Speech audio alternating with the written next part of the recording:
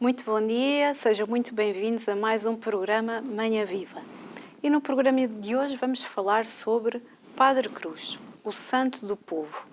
Bom, Padre Cruz ainda não é santo, não é? Mas o povo, mesmo antes da sua morte, já lhe dava este nome. O seu processo de beatificação está a decorrer no Vaticano. E este padre corria o país inteiro de comboio para visitar presos e os mais pobres e chegou mesmo a ir até às ilhas. Para nos falar do tema de hoje, vamos estar à conversa com duas jornalistas que colocaram mãos à obra para escrever aqui um livro a 4 mãos sobre o Padre Cruz, a Ana Catarina André e a Sara Capelo. Estas jornalistas relatam a normalidade deste padre, batizado com o nome de Francisco Rodrigues da Cruz, natural da margem sul, tinha uma saúde muito frágil e foi o primeiro confessor da irmã Lúcia. Morreu jesuíta, mas foi responsável por trazer para Portugal os salesianos. Gostava de tocar viola e de caçar. Mas haveria muito mesmo agora para dizer sobre o Padre Cruz. No entanto, podemos ainda dizer que foi confessor de 2 patriarcas, não é? E antes de sabermos mais, vamos iniciar, como é habitual, este programa com uma oração.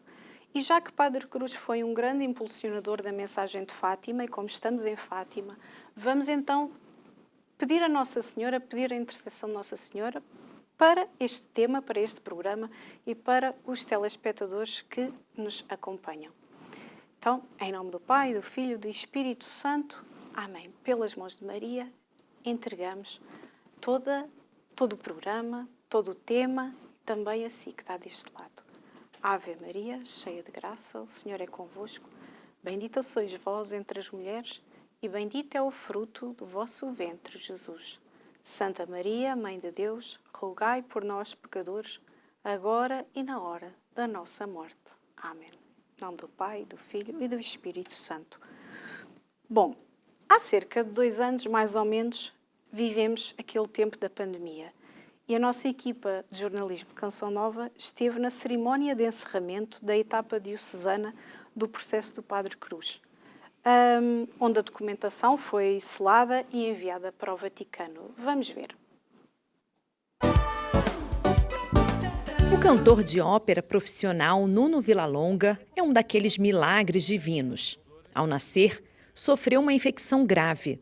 Há 56 anos, tal diagnóstico representava um sério risco de morte.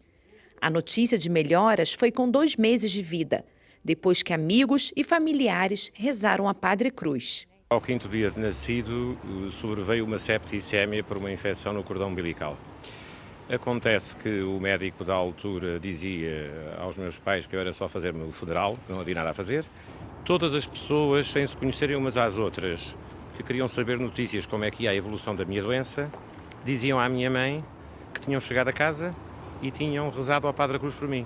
E um belo dia, eu realmente, superei a septicémia e um belo dia a minha mãe estava com a pagela do Padre Cruz na mão e reparou que eu tinha nascido no mesmo dia de anos do Padre Cruz, 29 de julho. E a partir daí, durante muitos anos, enquanto ela pôde, a primeira coisa que se fazia no dia dos meus anos, que também era o dia dos anos do meu pai, porque fazíamos os 2 no mesmo dia, era irmos ao cemitério de Benfica, porque ela a partir daí fez uma promessa que iria sempre agradecer o facto de ter havido esta intervenção, porque em 1964, se ainda hoje uma septicémia mata, pois em 64 matava muito mais. Neste 17 de dezembro, a cerimônia na igreja de São Vicente de Fora, em Lisboa, marcou o encerramento da etapa diocesana para a causa de canonização do servo de Deus, Francisco Rodrigues da Cruz, que fora jesuíta e conhecido simplesmente por Padre Cruz. Na ocasião, foram declarados autênticos e lacrados os documentos a serem enviados a Roma. A cerimônia foi presidida pelo cardeal patriarca de Lisboa, Dom Manuel Clemente, que destacou a vida de Padre Cruz como sinal de nova evangelização, apesar deste termo surgir anos mais tarde. O protocolo contou ainda com a presença de familiares do religioso, provincial dos jesuítas e de membros do tribunal e da postulação. O Padre Cruz foi, no seu tempo, e em todo o país, porque ele percorreu o continente e ilhas, ele foi até à Ilha do Corvo, desde Trás-os-Montes, não é? E em todo o lado ele esteve onde Jesus estava há 2000 anos, estava junto de quem precisava, do corpo ao do espírito, com uma presença amiga, de socorro como podia ser, e tantas coisas maravilhosas que aconteciam a partir daí. O que a vida dele demonstra é que aquilo que aconteceu há 2000 anos com a vida de Jesus está disponível para continuar a acontecer. É preciso gente com alma grande, como foi Padre Cruz. Um longo processo diocesano que teve início em 1951 e uma fase diocesana ocorreu até 65. Posteriormente, foi necessário completar o processo devido às novas normas para a causa dos santos.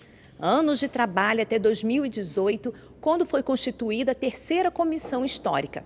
Esta, por sua vez, em outubro de 2019, entregou toda a documentação e sua análise crítica.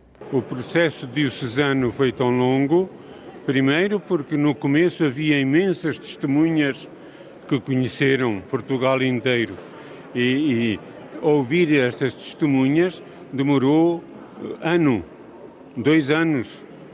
Depois, porque foi preciso traduzir tudo para latim. Nessa altura era obrigatório.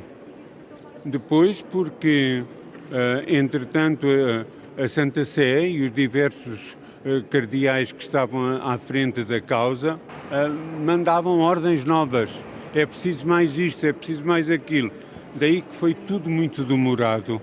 Entretanto, Roma pediu, ou mandou, que houvesse um interrogatório e um processo supletivo para entrevistar testemunhas que têm devoção ao Padre Cruz, mas não o conheceram. Atuais, das que estão vivas. E isso também demorou agora. O religioso nasceu a 29 de julho de 1859 e faleceu a 1º de outubro de 1948.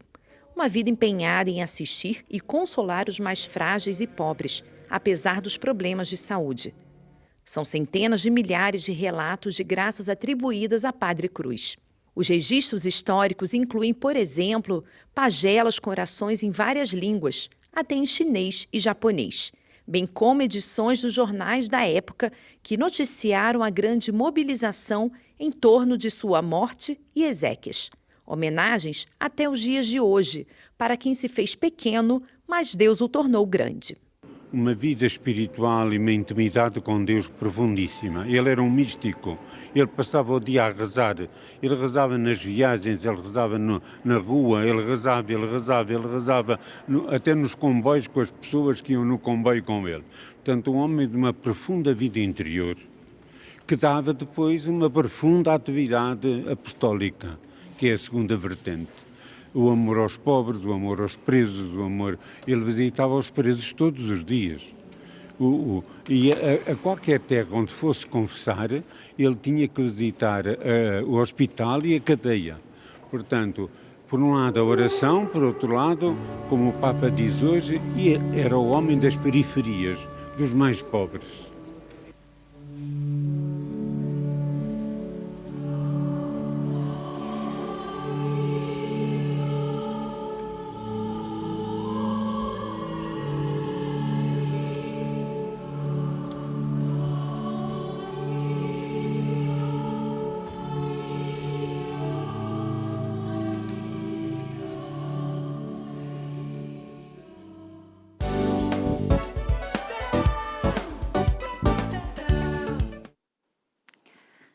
Então, muito bem-vindas, não é?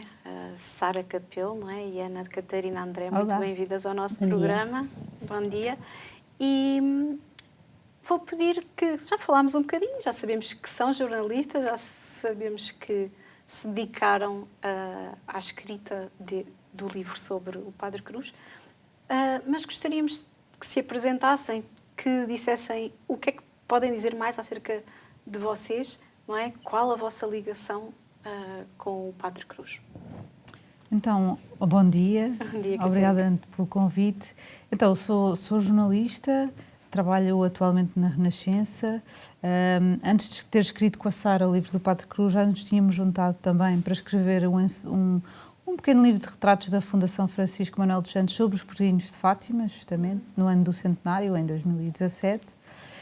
E agora, quando surgiu de novo este desafio da editora para escrever este livro, foi muito óbvio que me lembrasse da Sara e de chamar a Sara para escrever comigo. Ainda mais uma biografia, um género que implica muita pesquisa e muitas entrevistas e, portanto, fazia sentido chamar a Sara, até pela complementariedade de perspectivas que temos sobre a religião, portanto, foi natural. E a Sara? Eu, neste momento, não sou jornalista, mas temos ambas formações em jornalismo, fomos, aliás, colegas de faculdade. É verdade. Foi aí que nos conhecemos, depois trabalhámos juntas na Sábado durante mais de uma década, talvez, por aí. E, de facto, depois voltámos a reencontrar-nos com este livro Primeiro dos Peregrinos e agora com o livro sobre o Padre Cruz. A minha maior coincidência com o Padre Cruz é talvez também ser da Margem Sul. Pois, porque eu percebo que, ok, ambas somos jornalistas, mas pronto, aqui é a questão de escreverem ambas sobre um tema religioso, não é? Sim, mas temos perspectivas, de facto, como dizia a Catarina, muito complementares sobre a religião e isso também ajuda às vezes a criar algum distanciamento sobre determinadas figuras, como é o caso do Padre Cruz. E esta, de facto, foi uma aventura a 4 mãos, foi uma aventura ainda bastante demorada, desde que iniciámos o projeto, talvez tenhamos demorado 4 anos, não sempre a trabalhar intensamente sobre ele, mas o Padre Cruz faz parte da nossa vida há pelo menos 4 anos e curioso, estava ali a ver aquelas imagens de há 2 anos, das pessoas todas com máscara, e esse foi um tempo em que nós nos dedicámos um pouco à história do Padre Cruz e recordo-me de muitas horas de pesquisa, por exemplo, na Biblioteca Nacional, onde de facto tudo foi levado ao limite, ao ponto de, mesmo os livros naquela altura, nós tínhamos de pegar nos livros com luvas, que é uma coisa muito, muito, muito estranha de ver hoje, mas aquelas imagens recordaram-me. E os microfones acrescentados também. Sim, os microfones à distância, exatamente. Mas ali o Cardeal Patriarca dizia uma coisa que depois acrescentou aqui também na entrevista que nos deu para o livro, que é esta perspectiva do Padre Cruz como uma figura, enfim, que representa uma igreja que se calhar nem sequer era aquela igreja do tempo dele, mas muito virada para esta perspectiva do Evangelho vivo. Que foi algo que ele nos trouxe e acrescentou aqui a esta figura do Padre Cruz e que foi muito curioso e foi muito bonito aprendermos mais sobre ele. Tínhamos histórias em família, das nossas avós, de tias talvez mais velhas, que todas tivessem alguma recordação do Padre Cruz, mas para nós era uma figura distante, de um bairro em Lisboa, de uma figura em algumas estátuas, em algumas zonas do país e não muito mais do que isso. E, portanto, foi muito bom podermos explorar um pouco mais esta figura. E como é que nasceu exatamente esta ideia de escreverem sobre o Padre Cruz? Nasceu assim de forma inesperada. O .sj, o portal dos jesuítas em Portugal, pediu-me para escrever um artigo para o portal sobre o Padre Cruz, um perfil que era relativamente pequeno. E eu, logo nessa altura, lembro-me de ter encontrado muitas histórias e ter pensado, está aqui uma figura muito rica, com muito material do ponto de vista narrativo para podermos contar mais coisas. Mas ficou por aí a minha intenção. Portanto, o artigo foi publicado e uns tempos depois eu recebi um contacto da editora a perguntar se queria escrever uma biografia do Padre Cruz. Nessa altura ainda não tinha encerrado a fase diocesana do processo, portanto isto foi ainda antes daquilo que podemos ver agora há minutos nas imagens, e pronto, e portanto pareceu-me interessante o desafio, fruto também da minha vida profissional e que eu estava a fazer naquela altura. Achei que não ia conseguir dar conta do recado sozinha, e pronto, e foi muito óbvio chamar a Sara para escrever comigo. Não sei se a Sara quer complementar. Não, ia só complementar com o seguinte: a reportagem que a Catarina fez parte do cemitério do Benfica. Certo. E o cemitério do Benfica é, de facto, um espaço muito interessante para encontrar uma devoção ao Padre Cruz que surpreende. Quando há cerca de 1 ano, por ocasião da missa que se celebra todos os anos pelo nascimento, estive lá, fiquei muito surpreendida por encontrar pessoas de todas as idades. pessoas muito jovens que têm alguma devoção ao Padre Cruz. E lembrei-me agora disto a propósito precisamente dessa Sim, eu acho que ligação à sim, reportagem. sobretudo até antes da pandemia, havia muitos autocarros, as pessoas nesse dia organizavam-se, iam de autocarro de pontos mais distantes do país até ao cemitério de Benfica para rezar junto do túmulo do Padre Cruz. É preciso ter em conta que ele morreu em 1948, portanto já passou muito tempo e ainda assim as pessoas continuam a ir lá e a rezar, portanto isso mostra bem a força desta figura. E o que é que para vocês acham, não é? Que levou este homem a percorrer o país, não é? O país inteiro, não é? Portugal inteiro de leste a leste, para se encontrar com os mais pobres e com os presos? Eu acho que o Padre Cruz, portanto, a vida dele é esta vida de missão, não é? Esta vida de entrega. E pegando também nas palavras do Sr. Patriarca, que a Sara já citou, este Evangelho vive no Equim pela ação, portanto, ele não queria ficar pela teoria ou pelas ideias bonitas, não? Ele queria pôr em prática e acho que mais do que querer pôr, era óbvio, era natural que assim fosse e, portanto, essa é uma materialização daquilo em que ele acreditava. Ele de facto, como o Padre Dário também citou aqui, o Padre Dário Pedroso na reportagem, ele de facto rezava muito. Portanto, ele tinha esta relação com o Pai que depois se materializava neste espírito missionário, num desprendimento também de si, no sentido de se alguém precisa de mim a muitos quilómetros do sítio onde eu estou, eu vou.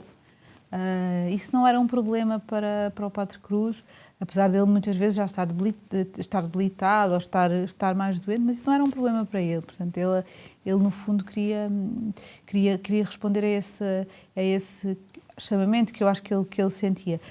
E isso via-se também noutros aspectos da vida dele. Por exemplo, o Patriarca de Lisboa, Dom António Mendes Belo, quis fazê-lo cónego da Sé, no fundo, como uma homenagem, uma distinção já àquilo que ele vinha fazendo nessa altura. E ele disse ao Patriarca que agradecia muito essa manifestação, esse desejo de torná-lo cónego, mas que o lugar dele não era ali, não era como cónego da Sé, o lugar dele era junto às pessoas, era nesta vida itinerante. E há uns bilhetinhos que nós encontramos, que são há muitos, há dezenas de bilhetes destes, muito curtinhos, em que muitos deles para a irmã Isabel, em que ele dizia: saio de Lisboa hoje, passo por Coimbra e depois vou para Guimarães. Portanto, tudo assim num espaço muito curtinho de tempo e há muitos sítios ao mesmo tempo.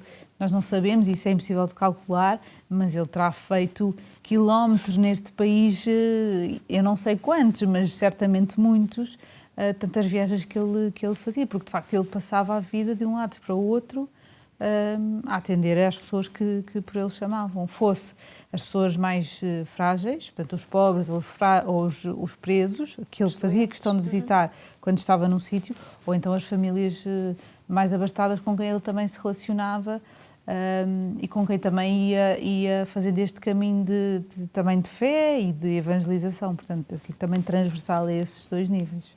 Não eram propriamente os estratos sociais que lhe importavam, não é? Claro.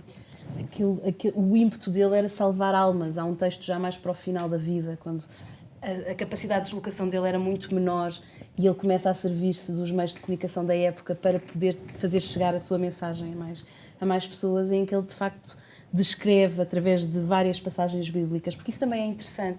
Há a ideia de que ele não teria formação ou enfim, seria um padre com menor formação. Isso não é verdade. Ele formou-se em teologia, foi professor no seminário e foi usando várias passagens bíblicas para explicar, nomeadamente, esta questão que era este ímpeto de salvar almas. Era essa a missão dele. E, portanto, ele faria isso, chamassem-no em Guimarães, no Algarve, onde quer que ele se sentisse que podia ser útil nesse sentido de vida. Ou até nas ilhas, onde esteve também já mais perto do fim da vida. Era também um homem que transmitia muita calma, não é? Quem o via e ouvia. O que é que o motiva a enfrentar com serenidade o ódio e a raiva de quem o perseguia? Porque sofria perseguições, não é? Sim, sobretudo na Primeira República, portanto, naquela fase mais conturbada da Primeira República, em que o clero é perseguido, E já antes, portanto, já há relatos também de perseguição no fim do século XIX, mas pronto, sobretudo ali na implantação da República, o clero é perseguido e ele, nessa altura, está no norte, decide vir a Lisboa. Nessa altura até esconde a batina, portanto, nessas primeiras horas ele esconde a batina para se tentar salvaguardar um pouco, para ir resgatar o Santíssimo de algumas igrejas de Lisboa. Ele tentou em várias que estavam a ser profanadas, enfim, e tentou fazer isso de uma forma muito destemida, mas com naturalidade. Eu acho que juntar as duas dimensões, ou seja, era heroico, mas não era um heroico voltado para si. Eu acho que era um heroico muito, muito natural. E depois há outros episódios mais, não sei se a Sara também quer contar, mas há outros episódios nessa altura em que ele é veiado ou é insultado e ele arranja sempre de uma maneira pacífica depois de sair das situações e de continuar sem medo. Portanto, ele, naquela fase em que o número de padres presos era relativamente elevado, ele continua a fazer o seu trabalho. Portanto, ele não deixou a sua missão, ele não deixou de visitar os doentes, não deixou de ir à cadeia das Mónicas, no centro de Lisboa, onde muitas vezes ele não deixou esse trabalho com medo daquilo que lhe pudesse acontecer. Portanto, Mas isso também lhe cria um escudo protetor, no sentido que estas pessoas que ele visitava nas prisões, por exemplo, ou nos hospitais, ele também tinha o hábito de lavar os pés aos doentes, a seguir, quando o encontravam na rua, protegiam-no. Mesmo sendo republicanos acérrimos, diziam no Padre Cruz, ninguém toca, neste homem ninguém toca. Portanto, ele criou também esta proximidade com várias pessoas das periferias, das franjas, e que depois acabaram por lhe servir de proteção também nestes tempos. Mas, na verdade, é mais uma vez a missão dele. Ele estava a cumprir a missão dele e, portanto, não havia lugar ao medo quando sentia que era aquele o caminho que tinha que fazer. Isto acontece muitas vezes no Alentejo, não sei se eram essas as histórias a que te referias, em que tentam apedrejá-lo. Há uma vez em que vão à procura dele a uma igreja, creio que em Beja, e quando lá chegam ele já não estava na igreja. Ele depois contava com muita graça, porque ele também tinha muito humor, contava com muita graça que, de facto, quando lá tinham chegado ele já se tinha fugido. Ou já tinha saído, porque caso contrário, sabe lá ele se ainda estaria vivo, se não o teriam morto naquela ocasião. Então, desde o seu nascimento, não é, o Padre Cruz, pronto, teve sempre uma saúde frágil e esse é um dos pontos marcantes da vida dele. E parece que ninguém acreditava que ele, enquanto bebê ainda, pudesse sobreviver, não é? Sim, ele nasceu com uma saúde. Nós não sabemos exatamente o que seria, não é? Qual seria o estado dele, não há registros sobre isso, mas o que se sabe é que ele era um bebê de facto muito frágil e os pais acharam que ele morreria poucas horas depois. E, portanto, chamaram a casa o padre de Alcochete para o batizar em casa de urgência, por acreditarem que ele não iria sobreviver. Mas o que é facto é que ele sobreviveu e teve uma vida longa. Ele viveu 89 anos, portanto, é muito, atendendo a que estamos a falar de uma pessoa que nasce em meados do século XIX, morre em 1948, sempre com episódios de doença e sempre com momentos na vida dele em que tem que estar mais recolhido, ou fica de cama, ou há períodos em que, de facto, ele fica doente e impossibilitado de continuar. Mas isso não o impede depois de uns tempos depois retomar os seus trabalhos e a sua missão.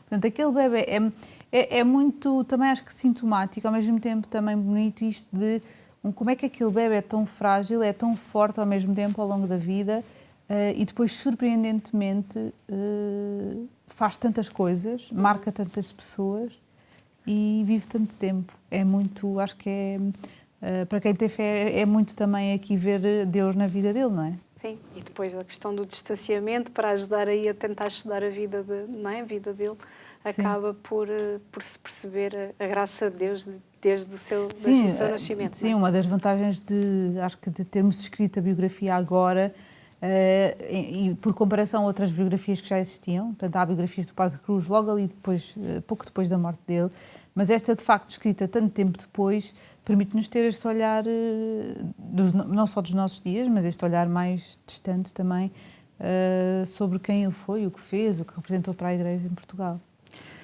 Não sei se a Sara gostaria de acrescentar. E só dizer que, ainda que tenha sido um bebé frágil, ele foi uma criança que fez tudo. Ele corria, nós visitámos a casa da família em Alcochete, a casa onde ele nasceu, junto ao rio, e podemos imaginar, já não é assim, mas naquelas traseiras era só campo por onde ele corria, onde ele caçava, brincava com os primos. Portanto, ainda que tenha sido uma criança de facto com uma saúde frágil e que foi necessário proteger, os pais davam-lhe também essa liberdade para ele poder usufruir e ser uma criança igual às outras, o que também é muito curioso, porque estamos mais uma vez habituados a ver esta figura, nomeadamente daquele padre mais velhinho, até um pouco curvado, e esquecemos daquilo que está para trás e da pessoa que está para trás, e foi um bocadinho isso também que tentámos trazer para esta biografia. Chegamos ao final da nossa primeira parte. Já voltamos para continuar a conversa com vocês. Fique também desse lado. Até já.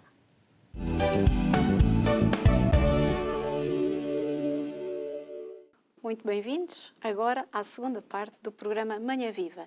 E estamos a falar hoje com a Sara Capelo e a Ana Catarina André, duas jornalistas, não é, que escreveram sobre Padre Cruz, o santo do povo. E estávamos a falar que, naquela época, não é, Padre Pio viveu na segunda metade do século XX. Não é? Na vossa opinião, e tendo em conta o que estudaram, se fosse vivo hoje, não é? Imaginando, não é? Continuaria a arrastar multidões, como era naquela altura, no fundo?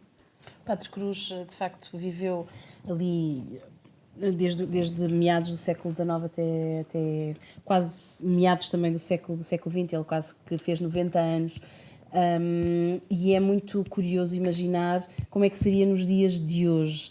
Nós tentámos, aqui com o livro, também trazê-lo um pouco para a atualidade, falando com algumas pessoas que são devotas hoje e tentando perceber precisamente de que modo é que hoje em dia ainda se faz a devoção ao Padre Cruz. E percebemos que, na verdade, é uma devoção muito íntima, muito interior, diria eu, muito mais do que uma... Ainda que haja pessoas que que estão no cemitério, que haja, como dizia a Catarina, às vezes os autocarros ou excursões que se organizam de comboio e que vêm, sobretudo, do norte do país, há também uma devoção muito interior. Eu não sei, francamente, nunca falámos sobre isto. Se ele arrastaria multidões, hoje, do mesmo modo como fazia naquela altura. Pois, eu acho que os contextos são muito diferentes, não é? Portanto, o Padre Cruz, mesmo já no... E agora podemos pôr que é o mais próximo de nós, já no fim da vida, portanto... E isso é muito surpreendente, porque não havia... os meios de comunicação eram muito mais rudimentares do que são hoje. Portanto, sem internet... ele, de facto, era conhecido em todo o país. Na Madeira e nos Açores, como é que ele arrasta multidões nas ilhas? Portanto, se calhar hoje, com a comunicação que existe, talvez as multidões fossem maiores. Se pusermos se tentarmos olhar para a questão por esse prisma. Sim. De qualquer modo, também há aqui uma diferença grande de contexto naquilo que era a relação das pessoas com a fé e com a Igreja e também na forma como olhavam para os padres. Portanto, eu acho que seria certamente uma figura ímpar e única, porque a vida dele falaria por si e, portanto, eu acho que isso interpela, seja no século XIX, no século XX, no século XXI ou até mais para trás, como a vida de todos os santos interpela. Agora, depois, a forma como isso se manifesta naquilo que é a maneira como as pessoas que com ele se cruzam vão também fazendo caminho e vão vivendo, isso não sei muito, não consigo responder muito bem a isso. E algumas pessoas, quando ele era vivo, tentavam recolher alguma parte das suas vestes, não é? Devido à sua fama de santidade, não certo. É verdade? Sim. O que é que descobriram acerca deste facto? É alguma história que nos possam contar? Assim, Era precisamente sobre essa devoção um bocadinho mais íntima que eu me referia, porque nós falámos e conhecemos algumas famílias cujos antepassados conviveram com o Padre Cruz e que ainda têm algumas relíquias. Fala-se muito do chapelinho que serviria para curar algumas doenças quando alguém na família estava enfermo. E entre as relíquias existem ainda, por exemplo, meias de onde vão sendo recortados pedacinhos muito pequeninos para distribuir por quem pede e por quem crê que de facto essas relíquias podem ajudá-los. E portanto, não sendo o Padre Cruz, não estando nos dias de hoje, ainda vai tendo este tipo de representação. E era isso mesmo que as pessoas acreditavam naquela altura também, que bastava tocar-lhe para de alguma forma haver algum tipo de intervenção divina. E isso acontece mesmo após a morte dele, naqueles dias imediatamente após a morte, em que há um grande cortejo ao Palácio das Caldas, onde ele vivia, que é hoje a sede do CDS. As pessoas entravam, há descrições de que as pessoas entravam simplesmente para lhe tocar, ou para tirar alguma parte das vestes, ou para tirar uma flor que lá estivesse e para guardarem de memória como essa espécie de relíquia. E ele, enquanto era vivo, ele não tinha problema nenhum que isso acontecesse. Aliás, há descrições de que ele chegava, de facto, a casa, já com as vestes bastante rasgadas, mas também não se opunha a que tal acontecesse. Sim, quer dizer, isso é mais um sinal, apesar dele já o tratarem por santo, já no fim do século XIX havia pessoas que o tratavam por santo e que diziam que ele era santo, mas o facto de, ainda em vida, as pessoas quererem ficar com um pedaço da batina, quererem ir recolhendo estes sinais, isso é um sinal, é evidente que as pessoas já reconheciam nele santidade, não é? Para quererem ficar com essas mesmas relíquias. Claro que sim. Já percebemos daquilo que foram dito, que realmente tudo aquilo que ele fazia era uma busca de sentido da sua vida, não é? Da sua missão e dentro da sua missão. Também já falaram que era de todos, não é? Pobres, ricos, não é? E tinha fama de pedir aos ricos para dar aos pobres, não é? Um ato da sua imensa generosidade era pedir, não era pedir aos ricos para dar aos pobres. Será que nos podiam contar aquilo que descobriram acerca desta sua atitude tão sublime? Sim, eu acho que há vários níveis desse pedido. Há aquelas histórias em que o Padre Cruz entregava as esmolas que ia recolhendo aos mais pobres, e há, por exemplo, a história de uma senhora que à porta de uma igreja de Lisboa lhe dá um envelope com uma quantia considerável e o Padre Cruz imediatamente entrega o envelope ao primeiro pobre que encontra, e depois a senhora pergunta ao Padre Cruz: então, mas sabe quanto é que estava dentro desse envelope? E ele diz: esta pessoa certamente precisava deste dinheiro mais do que eu. Portanto, nesta atitude de desprendimento. E há várias histórias parecidas com estas, em que, no fundo, quase como o saquinho que ele carregava era só um repositório temporário, porque depois, quando lhe davam, ele depois, a seguir, ia logo entregar a alguém que de facto precisasse mais desse dinheiro. E depois também havia outro nível, e aqui muito com os presos, em que de facto ele pedia junto de ministérios e de outras entidades públicas que pudessem de facto ajudar, amnistia para os presos ou outro tipo de pedidos que lhe faziam, seja fosse para aliviar a pena, fosse para poderem ter visitas de mais familiares, eram pedidos diversos, mas o Padre Cruz também se servia aqui tentava, através desses seus contactos, pedir que os presos, nesse caso, fossem ajudados. E não desistia. Estava-me a lembrar que, em relação aos pescadores de Alcochete e do Montijo, da área onde ele nasceu, houve ali uma altura em que era muito difícil, não havia peixe no rio e, portanto, eles estavam a passar fome, as crianças estavam a passar muito mal, e ele vai duas vezes tentar encontrar-se com o Presidente da República de então. Inclusive vai a Cascais bater à porta da residência do Presidente da República, tentando encontrá-lo para lhe pedir que ajudasse os pescadores daquela área.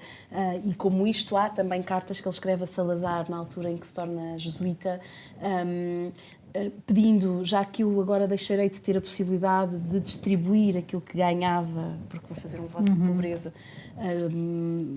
junto aos pobres, por favor, estou aqui a contactar várias pessoas de posição social e posição política mais elevada, pedindo-lhes se podem passar a substituir-me nesta distribuição que eu faço mensalmente. E, portanto, ele fazia isto, eu acho que sem nenhum tipo de vergonha, porque ele sabia que era mais uma forma de tentar ajudar aqueles que estavam a sofrer e que ele queria, e a quem ele queria ajudar. E várias pessoas se convertiam ao ver o exemplo dele, certo? Sim, há muitas histórias de conversão e aqui também junto de vários estratos sociais também. Estou a lembrar-me, por exemplo, de um homem com quem ele se cruza a caminho de Fátima, um homem que já estava afastado da igreja há muito, muito tempo e que fica interpelado pela figura do Padre Cruz. A mulher dele na altura viria com o Padre Cruz a Fátima e depois esse homem, que aparentemente estava afastado da igreja e não queria saber dos sacramentos e não queria receber nada disso, acaba também por um lado, primeiro por se comover sozinho em casa, e há relatos da mulher sobre isto, depois de ter encontrado o Padre Cruz, e depois ele vem a Fátima e confessa-se. Isto era um homem que sabia que estava, de facto, longe da religião. E depois há outras histórias. Já o filósofo Leonardo Coimbra, por exemplo, é também um desses exemplos. E depois muitos anónimos também, de pessoas que se iam cruzando com ele, que, pelo exemplo dele, pediam para se confessar. Muitas vezes pessoas que não se confessavam há muito tempo. O Padre Cruz preocupava-se sobretudo com os homens. Havia muitos homens que não se confessavam, também fruto provavelmente de uma herança cultural, social, claro. E ele preocupava-se com esses homens que estavam mais longe de Deus. Falávamos da questão do perigo, não é? E que ele muitas vezes esteve colocado em situações de perigo e numa ou em outra ocasião aconteceu que a sua vida esteve mesmo ameaçada, que havia planos para o matar. E quando ele chegava junto do local, que seria o local onde planeavam matá-lo, por algum motivo algo acontecia. Ou lembro-me, por exemplo, em Setúbal, a pessoa que era suposto matá-lo, quando chega ao pé dessa pessoa, a pessoa tinha morrido. E o outro meliante que o acompanhava e que, portanto, estava dentro deste plano, imediatamente converteu-se ao ver que, afinal, o morto tinha sido o potencial assassino e não o potencial assassinado. E este era o género de histórias que ele contava, sim, com algum humor. Com graça. Com alguma graça também, sim. Mas há pouco falavas desta questão em relação precisamente a esta história era um médico de Orem, certo. Cuja a mulher era aqui servita, portanto ele não tinha já esta ligação à religião e encontram-se ali alguns em Orem, onde o Padre Cruz ficava muitas vezes. E o Padre Cruz diz-lhe uma coisa muito simples, que foi simplesmente algo como: que bom é vê-lo, esperava muito vê-lo, esperava muito encontrá-lo. Foi algo muito, muito simples e que, à primeira vista, nós não percebemos como é que 3 ou 4 palavras podem justificar uma conversão. Sim. Mas a verdade é que sim, algo tão simples como a vida isto... dele transforma-se. Depois ele recebe uma carta do Padre Cruz, que não quer revelar, cujo conteúdo não partilha com a mulher. Nós também não sabemos o que é que... Mas, de facto, ele mudou de vida. Mas por isso é que a questão que dizias de a figura, tinha que ser algo na figura que incutia este tipo que inspirava as pessoas, sim, eu acho a terem este tipo de ação, não é? Sim, o exemplo, não é? Nós não precisamos de dizer tudo para mudar e para tocar a vida dos outros. Eu acho que o Padre Dário Pedroso sublinhou isto muito na apresentação do livro, mas o facto de ele ter uma relação tão íntima com Deus, de rezar tanto, ainda não falámos muito sobre isso, mas ele de facto rezava muito, isso provavelmente transparecia e fazia com que também as outras pessoas se interpelassem, às vezes sem saber muito bem porquê ou com o quê, mas que isso fosse de facto uma coisa significativa e transformadora. Há muitas descrições da época que falam num olhar muito intenso. Não sei se teria muito a ver com isso, mas que seria esse olhar também... Sim, não teria a ver propriamente com um discurso muito eloquente, pelo contrário, é um discurso mais simples. Há inclusive um relato engraçado de uma pregação que ele faz no Algarve, em que há uma pessoa que estava à espera de um discurso altamente teológico e cheio de... Doutor de Lisboa, não é? Sim, de um doutor de Lisboa, como eu dizia, e de facto não foi isso que encontrou. Encontrou um homem simples, a falar do Evangelho de forma simples, mas sem a pretensão de... Muito humano, não é? Muito humano, sim. E já, como se passeássemos assim pelo país inteiro, chegámos aí a Orém, não é? Sim. E aqui bem perto de Fátima, e queria perguntar qual o contributo que teve o Padre Cruz na credibilização das aparições? Sim. Bem, há dois momentos.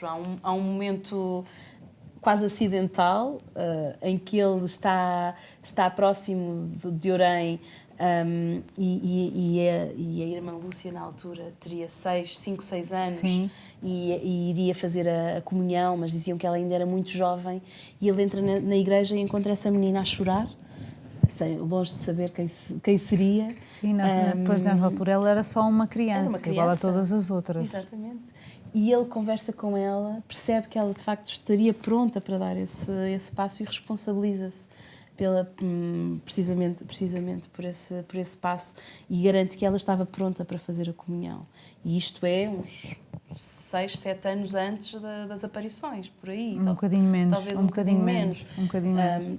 Este é o primeiro momento em que há um cruzamento com Lúcia. E depois, logo após as aparições, em junho, julho de 17, ele decide vir a Orém e a Fátima conversar com estas crianças que diziam ter visto a Virgem. É uma decisão que ele toma, vem, pede a um amigo próximo para o acompanhar e vai visitar as crianças, e alguém diz a Francisco: olha, vem visitar-vos um homem que consegue ler as almas, dizem que consegue ler as almas das pessoas. E o Francisco diz: então se ele sabe ler as almas, dirá que nós estamos a dizer a verdade, saberá que nós estamos a dizer a verdade. E esse é o segundo momento, e que será certamente o momento em que ele mais contribui para essa...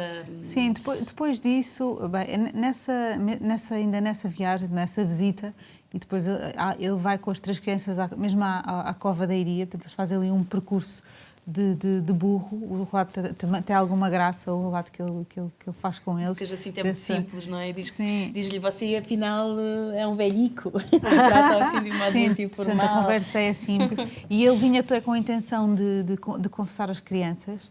Portanto, ele tinha dito ao amigo que vinha confessar as crianças, mas depois no fim até desiste porque percebe que não é preciso. Fica surpreendido com a simplicidade e com a pureza das crianças e diz que não é preciso.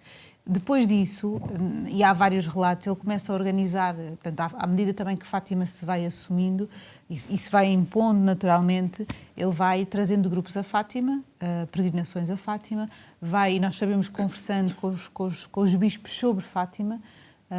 Há um relato de uma conversa curiosa contada por um jornalista da época, depois de um encontro entre o Padre Cruz e o Cardeal Mendes Belo. O Cardeal Mendes Belo diz a esse jornalista: estou a certificar-me, estou a tentar perceber se Nossa Senhora veio salvar Portugal outra vez. Portanto, isso evidencia que a conversa deles terá também passado aqui por Fátima e pelas aparições e pelas 3 crianças. E depois é muito presente ao longo da vida do Padre Cruz Fátima. Portanto, desde 1917, já antes, portanto, já com esta história ainda muito no início dele ter permitido que a irmã Lúcia fizesse a primeira comunhão e depois se confessado, mas já, ao longo da vida ele vem muitas vezes a Fátima, começa a ser também já recebido em apoteose ele próprio em Fátima, e vai espalhando a devoção a Nossa Senhora de Fátima por todo o país. Eu acho que ele nunca duvidou, ao contrário daquilo que aconteceu, sobretudo nos primeiros anos. Acho que o Padre Cruz nunca duvidou de que o que as crianças diziam era verdade e que, de facto, Fátima era um sítio especial e um sítio de manifestação de Nossa Senhora. E sempre, desde pequeno, que ele tinha essa devoção a Nossa Senhora, não é? Sim. Sim, há também uma proximidade geográfica a vários tipos de... Há vários santuários, santuários ali próximos. A Senhora da Atalaia, Exatamente, que é perto de muito próximo, e para onde ele ia em procissão com a família, são alguns quilómetros a pé, e, portanto eles tinham essa tradição. Depois em Coimbra também está associado a uma série de devoções marianas. Portanto, de facto, estava-me a lembrar que depois ele tem várias peregrinações a Lourdes, por exemplo, onde também é muito curioso esta questão de que falávamos, de ele não precisar de falar para haver uma identificação com aquilo que ele dizia, porque às tantas, creio que era o Bispo de Évora, está ao lado de uma senhora que está muito emocionada enquanto o Padre Cruz está a falar. E ele pergunta-lhe, mas a senhora percebe português? E a senhora disse, não, eu não percebo nada do que este senhor está a dizer, mas o que ele está a dizer está-me a deixar absolutamente encantada. E portanto ele também acabou por levar essa devoção além fronteiras, de alguma forma. Há bocado falaram aí que a vida interior, a sua vida interior, não é? Enquanto investigavam, o que é que vos surpreendeu mais? Esse foi um dos lados que na vossa investigação puderam constatar? Que factos... Que o Padre Cruz, de facto, rezava muito. Isso eu acho que é inquestionável. E ele rezava muito, não só...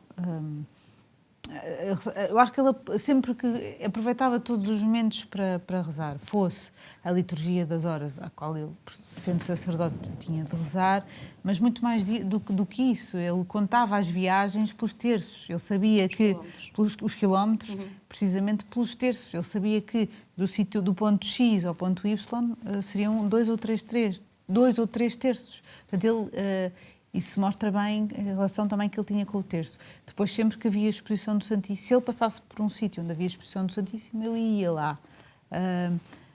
Acordava muito cedo para rezar. Portanto, esta era de facto uma relação que ele tinha com Deus e que ia sempre alimentando e aprofundando de maneiras diferentes, é certo, mas que ia fazendo. E houve algum acidente que marcou a sua vida? O Padre Cruz, que teve na sua vida um acidente que o marcou? Sim, ele era ainda muito, muito jovem. Nós tivemos alguma dificuldade em perceber exatamente que idade é que ele teria, mas acho que conseguimos chegar à data aproximada. Ele teria cerca de 16 anos e, como eu dizia há pouco, ele foi uma criança e um adolescente como qualquer outro da época e, portanto, ele gostava muito de caçar nas traseiras da casa da família em Alcochete e estava a caçar e o primo mais novo andava por ali a correr sem ele saber e disparou a espingarda e acertou no primo e cegou-o de um olho. E podemos imaginar o que é que isto faz a alguém com 16 anos, não é? Um jovem com 16 anos, na altura já tinha a intenção e estava inscrito em Coimbra, ele pouco depois, porque ele entra na universidade precisamente com essa idade, vem para Coimbra e de alguma forma esse episódio acabou por ser, por marcar aqueles primeiros anos em Coimbra, que são anos em que ele está muito doente, não se compreende muito bem, mas terão sido questões muito psicológicas também que o abalaram nessa fase. E numa entrevista posterior que tivemos para o livro com um sobrinho dele, o sobrinho diz-nos uma coisa que faz sentido depois em relação a este episódio, que é, ele nunca mais se olhou ao espelho. Ele ficou de tal forma marcado por este acidente, que também marcou a vida do primo para sempre, que nunca mais se quis ver ao espelho, nunca mais quis olhar para aquele rosto.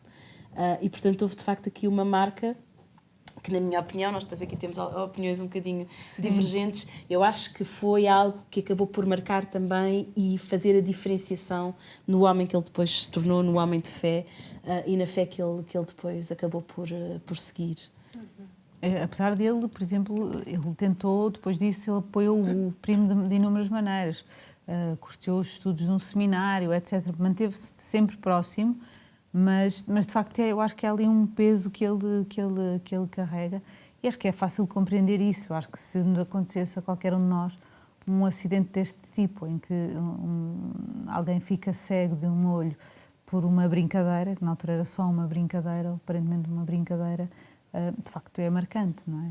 Mas depois a vida do Padre Cruz é uma entrega tão grande depois... que imagino que também tenha sido uma forma, de certa maneira, de se redimir, apesar de eu acho que depois é muito mais do que aquele episódio, mas pode, de alguma maneira, ter contribuído. E por isso, por todos estes factos, as pessoas começam a chamá-lo Santo Padre Cruz, não é? Santo Padre Cruz, ainda em Braga, ou seja, portanto, ele teria mais ou menos 30 anos, portanto, uma pessoa que viveu 89 anos, pondo assim as coisas em perspectiva, ele já havia quem dissesse que ele era santo. Portanto, as pessoas reconheciam nele características de bondade, de humildade, de fidelidade ao Evangelho, que faziam com que, de facto, o chamassem santo já nessa altura. E depois, o resto da vida toda dele, ele vai sendo chamado Padre Cruz. Quando ele morreu, em 1948, as manchetes dos jornais dizem: morreu o santo do povo. Aliás, o título do nosso livro vem justamente de uma manchete do Diário de Notícias dessa altura. Portanto, era adquirido que ele era santo. Mais de metade da vida dele, as pessoas tratavam-no por santo. Portanto, essa fama de santidade era muito, muito evidente. Não sei, Sara, se Não, queria... era evidente ainda que ele não acrescentar. gostasse dela, não é? Ele dizia qualquer coisa como tem essa mania de me chamar santo, e sentia-se algo molestado por isso, porque ele dizia que de facto não era ele que operava os milagres ou esse tipo de ações. No fundo, ele seria apenas um representante. Sim, porque terreno, há histórias de curas durante a vida dele. Portanto, há relatos desses em que Já o Padre Cruz... começam a haver esses... Sim, já ainda em vida. Portanto, em que o Padre Cruz chega, estou a lembrar-me de um, por exemplo, em Alcochete, ali perto de Alcochete, de uma menina que se queima, da família ainda, que se queima numa bacia de água a ferver, portanto fica com os pés num estado grave, e o Padre Cruz, quando vai lá, e depois no dia a seguir ela acorda e já está boa. Não há nenhum sinal de queimadura nos pés daquela criança. O próprio médico ficou surpreendido, porque tinha visto o estado em que ela estava. Portanto, há assim muitas histórias ainda em vida, e depois então da morte do Padre Cruz, outras tantas que evidenciam o quão especial este homem era. Catarina, Sara, estamos mesmo no final do nosso programa. Com certeza teriam muitas coisas ainda para falar sobre o santo Padre Cruz, o santo do povo. Mas uma última mensagem que gostariam de deixar acerca do que investigaram e de toda a vida, não é? Deste santo do povo. Eu acho que o que pode ficar é o exemplo de vida do Padre Cruz pode ser muito interpelante para cada um de nós, naturalmente que à sua maneira. Acho que são os padres que puderem ler e que puderem conhecer a história, tirarão daí para a sua vida prática mais outras dicas, mas acho que também para os leigos é um exemplo de bondade, de humildade, de entrega e de fidelidade à Igreja. Portanto, é isto que gostava de deixar aqui. E não é apenas a Igreja, é o ser humano também, não é? Esse lado da humanidade que o Padre Cruz representa e que eu acho que pode ser exemplar para qualquer um de nós, independentemente da fé que professemos. Muito obrigada pela vossa presença, Catarina, Sara, que a vossa missão também, que Deus abençoe também a vossa missão, o vosso trabalho, as vossas vidas. Muito obrigada. Obrigada a nós. Obrigada também por ter estado connosco. Já sabe que pode sempre acompanhar todos os programas de Manhã Viva no nosso YouTube, Canção Nova Portugal. E despeço-me até ao próximo programa, se Deus quiser.